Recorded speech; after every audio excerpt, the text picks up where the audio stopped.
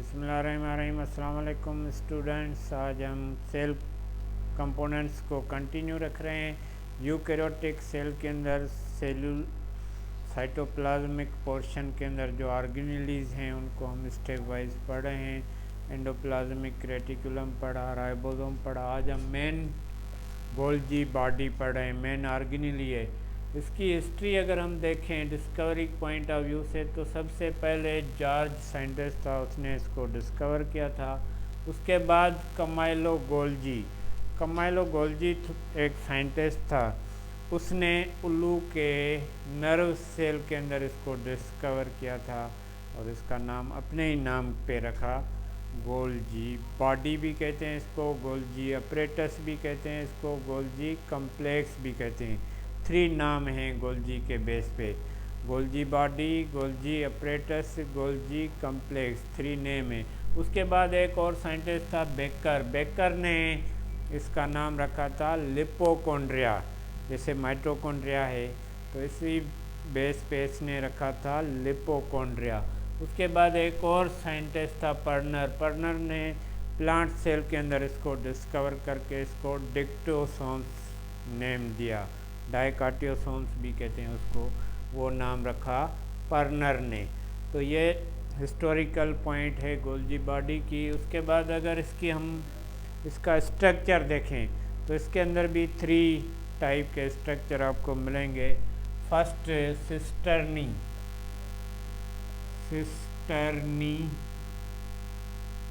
उसके बाद इसके अंदर वेसिकल्स होते हैं, वेसिकल्स भी होते हैं और वैक्यूल्स भी होते हैं। ये 3 स्ट्रक्चर्स पे मुश्तमिल होती है साइटोप्लाज्म के अंदर। Cell membrane and nuclear membrane के दरमियान का जो पोर्शन है उसके अंदर सिस्टर्नी जो है वो dorsoventrally flattened and saucer type structure है, प्लेट टाइप स्ट्रक्चर है इसका, और इसके अंदर इंटरनली हॉलो स्पेस होता है।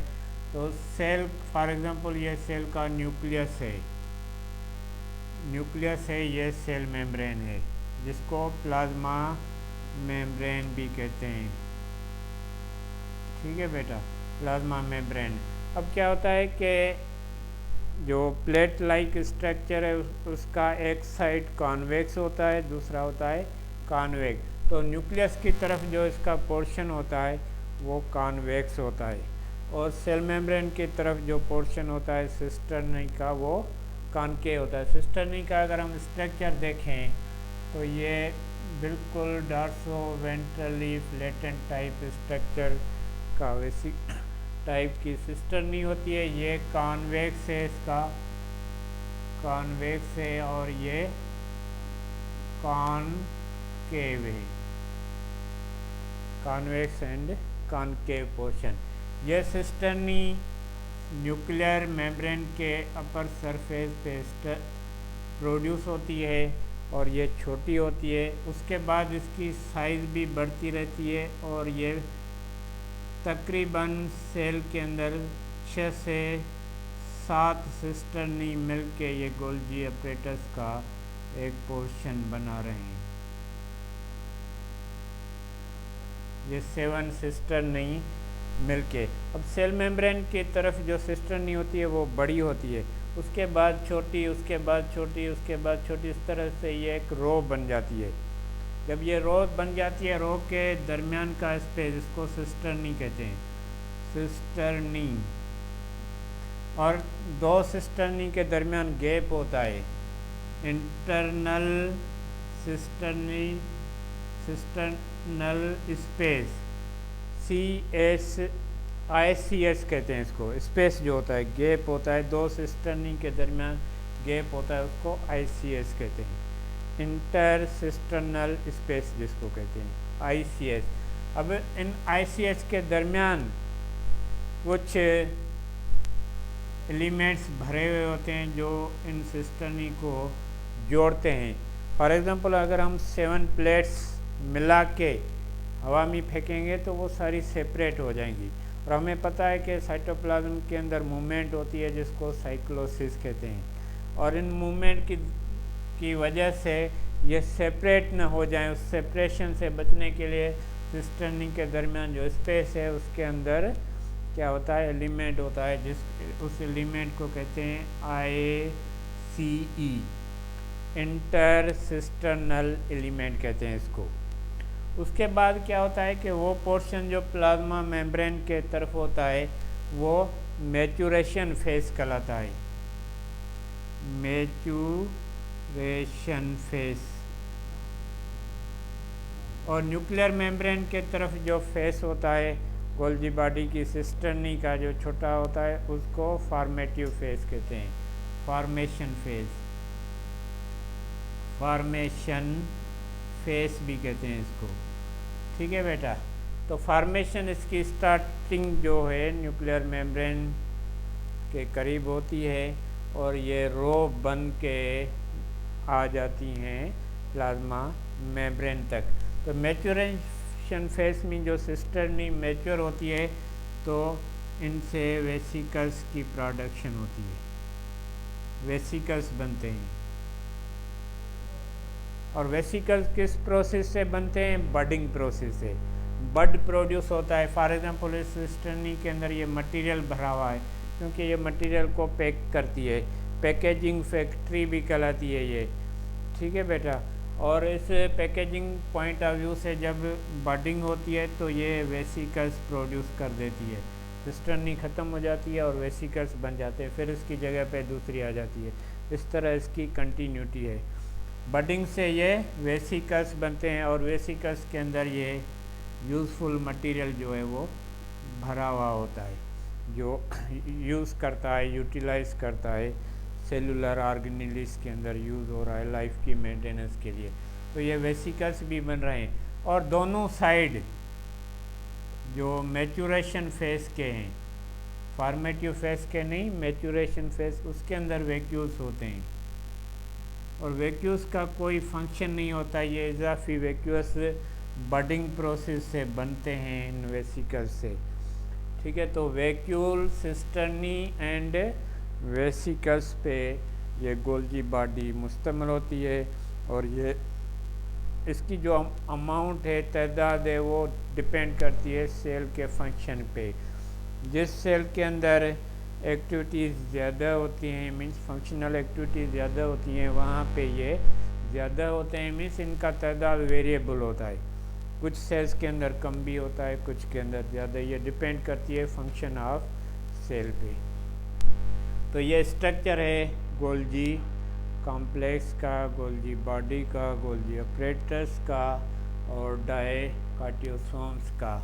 उसके बाद केमिकल कंपोजिशन अगर हम देखें इसकी, तो इनके वेसिकल्स, सिस्टर्नी या वैक्यूल्स किस पे मुश्तमिल हैं, लाजमी के जो सेल के अंदर ऑर्गेनेल्स हैं वो ऑर्गेनिक मॉलिक्यूल्स के बने हुए होते हैं। तो इसकी भी कंपोजिशन अगर देखें तो इसके अंदर भी ऑर्गेनिक मॉलिक्यूल्स मौजूद होते हैं। मेन कंपोनेंट जो इसके हैं वो हैं ऑर्गेनिक मॉलिक्यूल्स। प्रोटीन्स फर्स्ट जो स्ट्रक्चर बनाता है सिस्टर्नी का या वेसिकल्स का वो है प्रोटीन। प्रोटीन्स इसके अंदर 70% होते हैं, मीन्स गोल्जी कॉम्प्लेक्स का 70% पोर्शन प्रोटीन्स पे मुश्तमिल होता है, प्रोटीन्स का बना हुआ होता है। उसके बाद इसके अंदर लिपिड्स 35% होते हैं, 35% इसके अंदर लिपिड्स होते हैं। उसके बाद तीसरा कंपोनेंट है कार्बोहाइड्रेट्स। कार्बोहाइड्रेट्स भी ऑर्गेनिक मॉलिक्यूल है, 1% कार्बोहाइड्रेट्स होता है इनके अंदर। उसके बाद क्या होता है कि इनके अंदर एंजाइम्स होते हैं, एंजाइम्स रिलीज़ करता है सिस्टर्नी और वो एंजाइम्स भरे हुए होते हैं।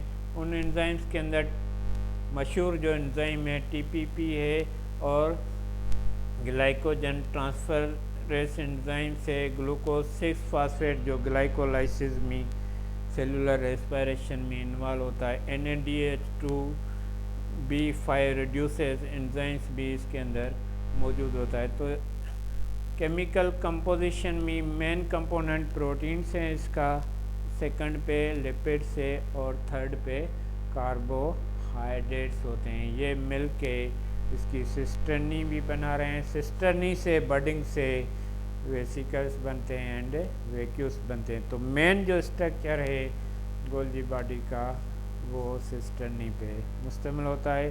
डार्सो वेंट्रली फ्लैटेंड है, प्लेट लाइक स्ट्रक्चर है। एक साइड इसका कॉनकेव है, दूसरा कॉन्वेक्स है। और ये 6 से लेकर 7 तक सिस्टर्नी एक रो बनाते हैं। रो की स्टार्टिंग न्यूक्लियर मेम्ब्रेन से होती है। पहले छोटी प्लेट होती है, फिर बड़ी, फिर उससे बड़ी, इस तरह से ये रो बन जाती है। और रो का जो डायरेक्शन है कॉनकेव का सेल मेम्ब्रेन की तरफ होता है, कॉन्वेक्स का डायरेक्शन जो है वो न्यूक्लियर मेम्ब्रेन की तरफ होता है। उसके बाद केमिकल कंपोजिशन के बाद मेन जो फंक्शन है गोल्जी बॉडी के अंदर, गोल्जी बॉडी बेसिकली जो है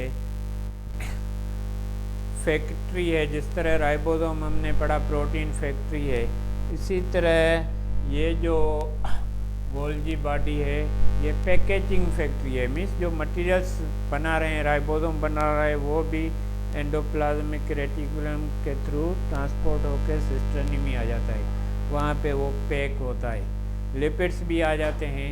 तो जो भी ऑर्गेनिक मॉलिक्यूल सिंथेसिस हो रहे हैं वेरियस ऑर्गेनेल्स के अंदर, वो ट्रांसपोर्ट होके गोल्जी बॉडी के अंदर पैक होते हैं। उनकी पैकेजिंग करता है ये। पैकेजिंग में सिस्टर्नी के अंदर पैकेजिंग होती है ताकि हर ऑर्गेनेल्स को जो उसकी रिक्वायरमेंट है वो इजीली अवेलेबल हो सके। तो ये पैकेजिंग वाला भी काम करता है। और ट्रैफिक पुलिस भी है ये।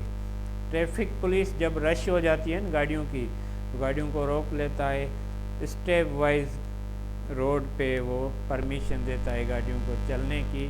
तो इसी तरह जब मॉलिक्यूल्स की रश हो जाती है सेल के अंदर, तो उन सारों को ये स्टोर करके रोक लेता है, फिर स्टेप वाइज उसको रिलीज़ करके ऑर्गेनेल्स तक पहुंचाता है ताकि सेल्स की नॉर्मल एक्टिविटीज़ कंटिन्यू रहे। ये काम भी करता है। ये ट्रैफिक पुलिस भी है ये सेल की, और ये पैकेजिंग फैक्ट्री भी है, क्योंकि जो ज़्यादा मटेरियल होते हैं वो पैक करके ये स्टोर कर देता है, स्टोरेजिंग का काम भी देता है, आइसोलेशन भी करता है मॉलिक्यूल्स की।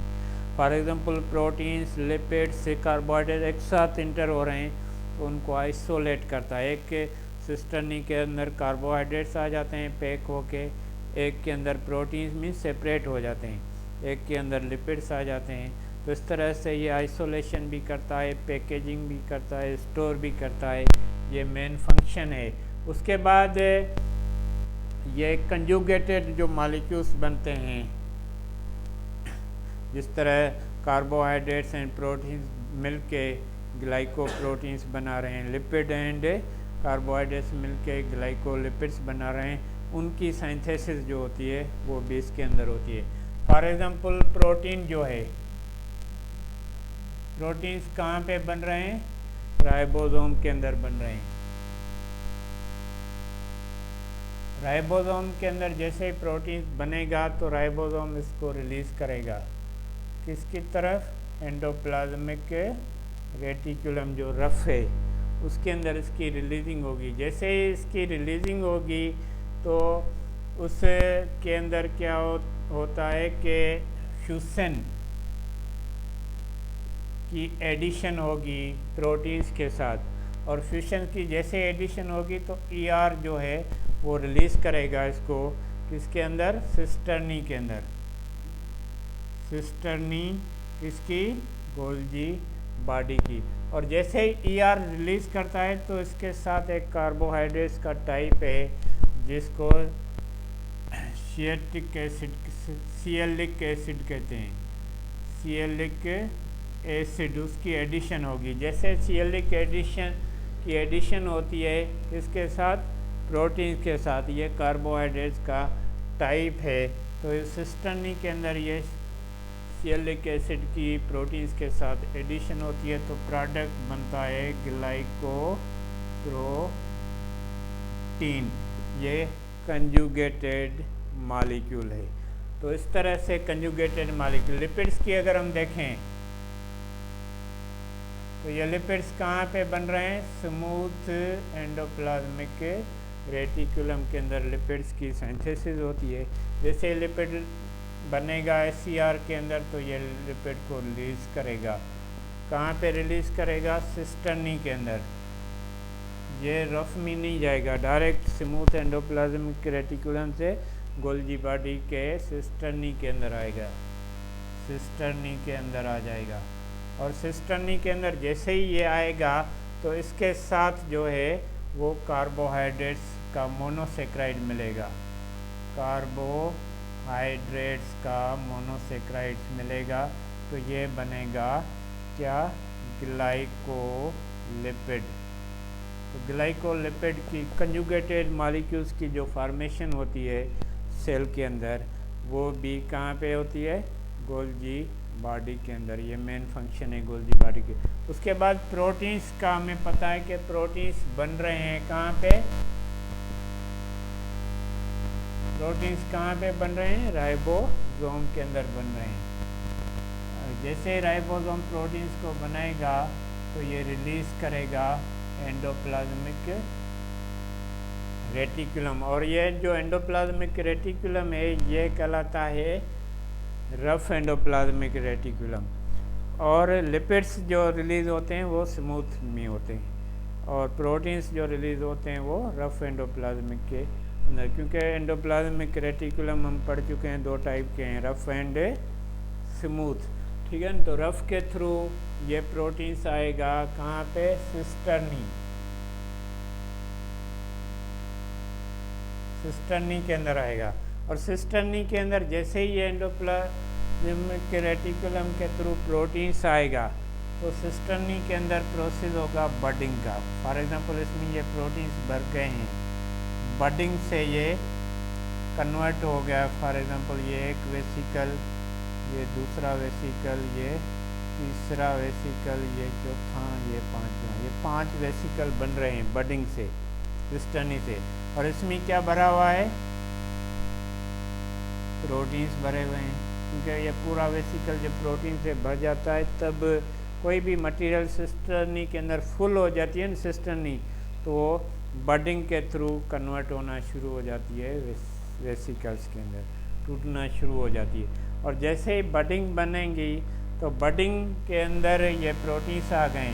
अब इन वेसिकल्स के अंदर एक प्रोसेस होता है डिहाइड्रेशन का। डिहाइड्रेशन में वाटर मॉलिक्यूल्स निकलना शुरू हो जाएगा वेसिकल से। जैसे ही वाटर मॉलिक्यूल्स निकलना शुरू हो जाएगा कहाँ से, वेसिकल से, तो ये वेसिकल्स जो हैं ये कन्वर्ट हो जाएंगी क्रिस्टल सॉल्ट फॉर्म में, पाउडर फॉर्म में प्रोटीन्स कन्वर्ट हो जाएंगे, पाउडर फॉर्म में कन्वर्जन हो जाएगी इसकी। तो ये जो प्रोसेस है प्रोटीन्स के बनने का, ये प्रोटीन्स पाउडर फॉर्म में जो बन रहे हैं ये भी गोल्जी बॉडी के अंदर बन रहे हैं। तो ये मेन फंक्शंस हैं गोल्जी बॉडी के अंदर। ये तो कंजुगेटेड मॉलिक्यूल्स को भी बना रहा है, जिसमें ग्लाइकोप्रोटीन्स हैं, ग्लाइकोलिपिड्स हैं, और ये प्रोटीन्स पाउडर फॉर्म में भी वेसिकल से डिहाइड्रेशन प्रोसेस से बना रहा है। ये मॉलिक्यूल्स को आइसोलेट भी कर रहा है, ये मॉलिक्यूल्स को पैक भी कर रहा है, पैकेजिंग करके रख रहा है। फॉर एग्जांपल हम किचन में सारा मटेरियल है, चाय बनानी है हमें, टी भी चाहिए हमें, पत्ती भी चाहिए टी बनाने के लिए, शुगर, चीनी भी चाहिए। चीनी पत्ती को मिक्स करके रखेंगे तो क्या होगा, सही नमूने चाय नहीं बने, क्योंकि मिकदार चाहिए चाय बनाने में, पत्ती का अलग मिकदार है, चीनी का। अगर दोनों बराबर पत्ती और चीनी मिलाएंगे तो चाय सही नहीं बनेगी, ठीक है। तो उसको सेपरेट करके हम रखते हैं, चीनी को अलग रखते हैं आइसोलेट करके, पत्ती को अलग रखते हैं। फिर अगर हमें चाय बनाएंगे तो आसानी होगी चाय बनाने में।